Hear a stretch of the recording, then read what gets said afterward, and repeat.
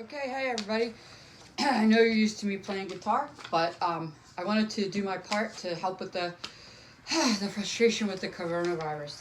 And I've always been told I'm really funny, so I figured, what the hell? I would try a little bit of stand-up because you have nowhere to go. So I figured you'd be a captive audience. All right. So yeah. So boy, the effects of this virus. I'll tell you. My husband and son, they're just beside themselves because they can't watch any sports on TV. I mean, you would think that someone died. Like, I don't know how they're going to spend their spare time. But right now, they are watching sporting events from 1983 because, like, I don't know if they know the outcome. So, that's just something to keep them occupied. And, definitely, they're around a lot more and have their attention. So, I said to my husband, wow, we have all this time in our hands now. We can actually, have a family game night. And he looked at me and he said, I'm out.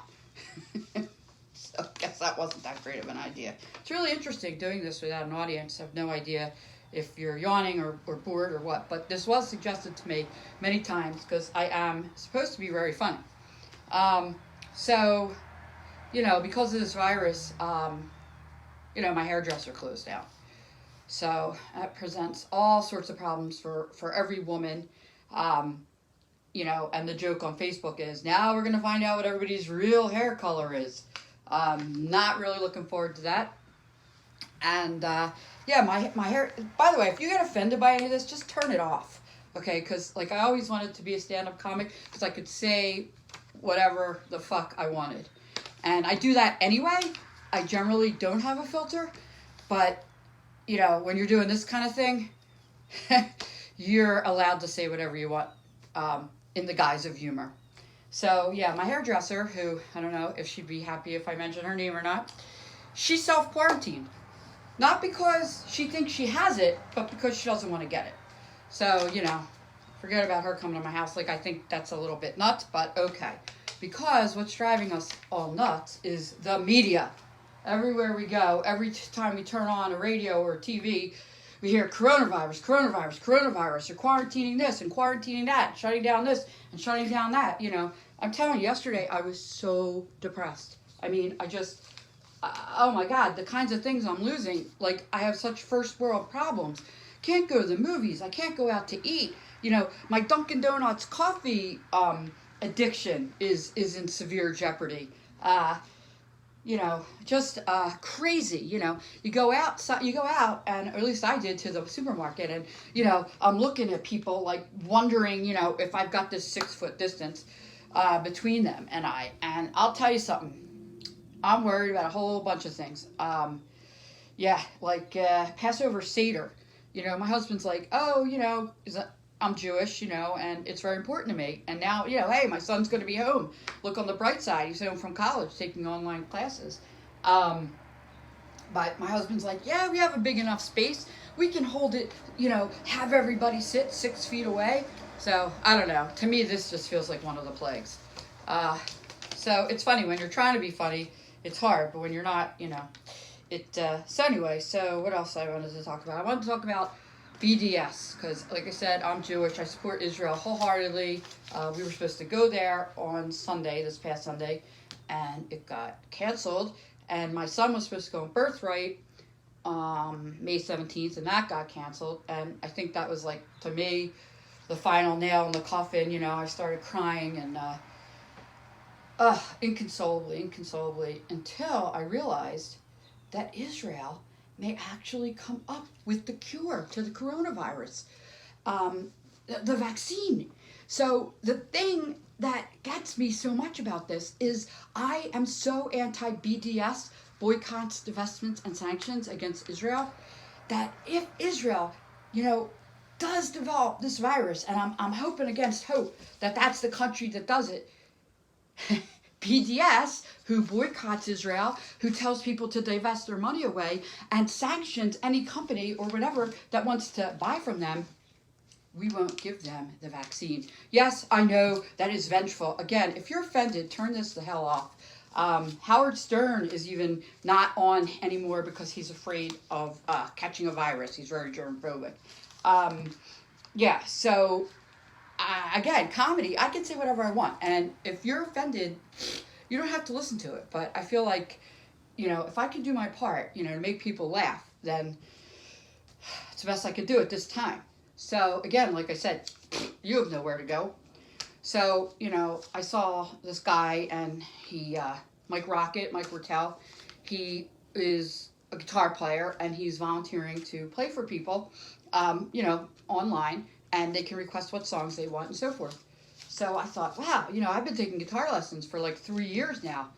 But I decided that if I did that, it would be scarier than the coronavirus because, I'm not that great at all. But, I try. So let's see what else I got here. Weight Watchers. So I don't know what's going to happen with the meetings. You're not allowed to assemble 10 or more people. So I guess they'll have to either go virtually or, I don't know, or, how it's gonna work if you're keeping the program at this point. I know I can't. I know I'm eating everything in sight. And what I'm upset most about is I can't find Jiffy Pop. Can't find Jiffy Pop anywhere. It happens to be my old, favorite from the 70s. I just love to shake that thing and have the popcorn rise. And this is probably not funny, but whatever, I was giving it a try. I'm not, up on my skills yet. And what else do I want to talk to you about? I wanted to talk to you about my cleaning lady. She called me and she said, hey, I don't think I can come today, but if you want to FaceTime me, I'll tell you how to do everything. So that didn't sound that great of an idea. And I wanted to talk about 2 more things. I want to talk about the election. A lot of people are, so freaking divisive about what's going on. And, you see all these comments on Facebook, but, one way or the other, and there's hatred on both sides. Well, and I'll tell you what happens to me. And, I'm right in the middle. I'm an independent. So, I turn on CNN and I watch The View. Yes, there's 4 crazy screaming, combative ladies.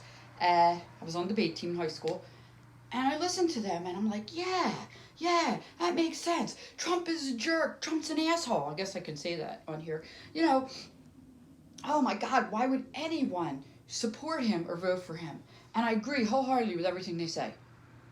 Then I switch to Fox News and I watch that and I say, that makes a lot of sense. Yeah, screw these leftards. Yeah, Trump is really good and he's strong and everyone's just, really giving him a hard time and the fake news and all that. So, it's kind of, like being bipolar. You're one way one day and you're another day the other day and you just really can't explain why. And my husband always says, if I'm in a mood that he doesn't like, so he just waits until another mood comes on, usually in 10 minutes. Okay, so the last thing I wanted to talk about with the coronavirus is my favorite musical artist, Bruce Springsteen. So I'm on this crazy site called Spring Nuts, believe it or not. And when 9/11 hit, Bruce did an entire album about it. People came to him and they said, we need you. And he did something called The Rising, which helped a lot of people through. So I suggested that he should write a song or a concept album about the coronavirus. And on The Rising, he had this song called Empty Sky, talking about, what happened when the towers were blown up or whatever. And so I think his song should be Empty Shelves. And not that I can sing or anything, but maybe later I'll get my guitar out, give you guys a real way to scream away from all this. But it would something go like, empty shelves, I woke up this morning to the coronavirus. And then it would go on like, no toilet paper, can't find antibacterial wipes. I woke up this morning to empty shelves. Anyway, that's all I got. This is my first try at making people laugh. And if it makes you cry, turn it off. All right, signing out. Judy Kroll. Bye bye.